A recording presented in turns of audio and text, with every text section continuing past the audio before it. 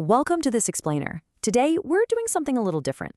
We're going to take that thing literally all of us ignore. That dense 62-page Ally Bank online banking services agreement, and we're going to translate it into a super practical survival guide for your everyday digital banking. Let me ask you, when was the last time you actually read the terms and conditions before just instantly tapping accept? Right. If you're like most people, the answer is never. And honestly, I get it. Reading bank terms is basically a cure for insomnia. But understanding these rules, it's absolutely crucial for protecting your money and avoiding some seriously unexpected headaches. So here's our roadmap for today. We've chopped this massive 62-page document into 5 easy pieces. Welcome to your digital bank, mastering mobile e-check deposits, navigating Zelle and peer payments, transfers timelines and availability, and we'll wrap up with the crucial fine print. Let's just dive right in. Okay, part 1. Welcome to your digital bank, where we explore what your account can actually do. Now, the first thing you need to know is that not all bank accounts are created equal. Certain tools are literally locked behind specific account types. Take Ally's spending accounts, for example. That's basically their version of a checking account. It comes with bill pay. But their savings accounts, they explicitly don't. So your specific account type absolutely dictates what's in your digital toolkit.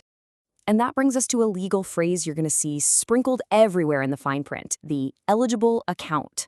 Simply put, this just means your specific account has to qualify for whatever online service you're trying to use.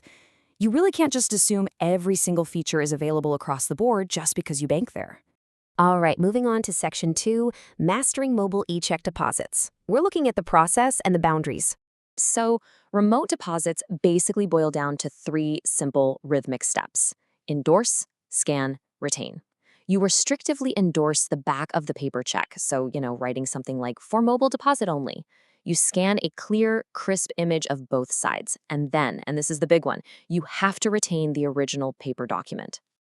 But hold on, before you even think about firing up that camera, you need to know the boundaries.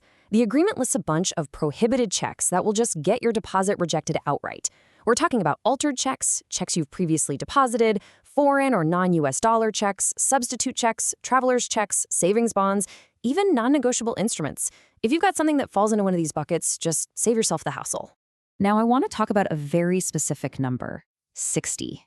60 days. When it comes to holding on to those paper checks, this is an absolute, non-negotiable timeline. The legal text here is totally uncompromising. Once that money hits your account, you must retain the original check for 60 days, and only then can you destroy or void it. This isn't just some friendly suggestion from the bank, it's a strict contractual obligation to keep that piece of paper locked down. So why are the stakes so high here? Well, imagine you throw that check away on day 10, and then the bank suddenly needs to review it to sort out a claim. You're in trouble. If you can't produce the original check, Ally is legally allowed to reach right in and deduct those funds back out of your account, even if doing so triggers an overdraft. The liability is 100% on you. Which brings us to Section 3, Navigating Zelle and Peer Payments. This is all about fast money and strict rules. The source agreement actually drops a massive, all-caps warning on us for a reason. It says Zelle is intended to send money to friends, family, and others you trust. Think about it. Imagine buying concert tickets from some random stranger online and sending them the cash through Zelle. If they ghost you, that money is gone. It acts exactly like handing over physical cash, so never, ever use it for strangers. And while it's totally perfect for, say, paying a buddy back for pizza, Zelle is strictly banned for certain things. You cannot use it for paying taxes, you can't use it for court-ordered alimony or child support, no business transactions, and definitely no gambling debts. If you violate these rules, the bank can just suspend your access without any warning at all. You also got to watch the clock with Zelle. If you go 18 consecutive months without using the service, they might make you re-verify your contact info just to prove the account is still yours. And if you ignore that, your enrollment gets canceled until you re-verify your identity and sign up all over again. Okay, let's look at Section 4, Transfers, Timelines, and Availability, essentially the life cycle of a dollar. So here are the exact timelines you need to keep in your head. Zelle transfers usually happen in minutes, sure, but they absolutely can be delayed if the system flags them for a risk or fraud review. For mobile e-check deposits, those funds can actually take up to 5 business days to become fully available. Oh, and if you send money via Zelle to someone who isn't enrolled yet, that triggers a 14-day holding period where the cash is just tied up. The key takeaway here is that instant payment is a cool feature, but it's not a legally guaranteed right. And remember, digital banking is incredibly final. The agreement explicitly states that once a Zelle payment starts processing, it cannot be edited and it cannot be canceled. There's no magical undo button here, folks. Always double-check the recipient's details before you tap send. Finally, we arrive at Section 5, the crucial fine print, or who is actually liable. Buried deep in all that heavy legal jargon is one absolutely essential takeaway. You agreed to defend and hold Ally Bank harmless. What does that mean? It means if you break the rules, like say you accidentally try to mobile deposit the same paper check twice, even at a different bank, you are legally agreeing to cover Ally's losses and their legal fees. And it actually gets a bit harsher.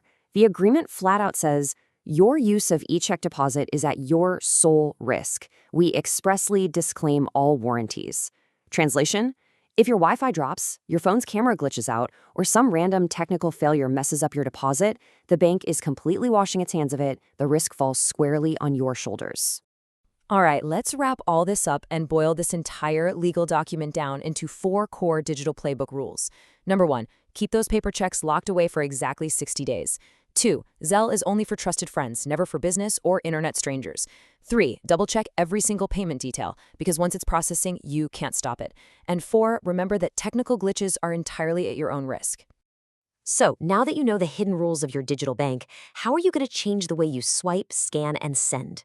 The next time you open your banking app, I really hope you use the insights from this explainer to navigate your digital cash with total confidence, safely insulated from the fine print. Keep learning, stay focused, and I'll catch you next time.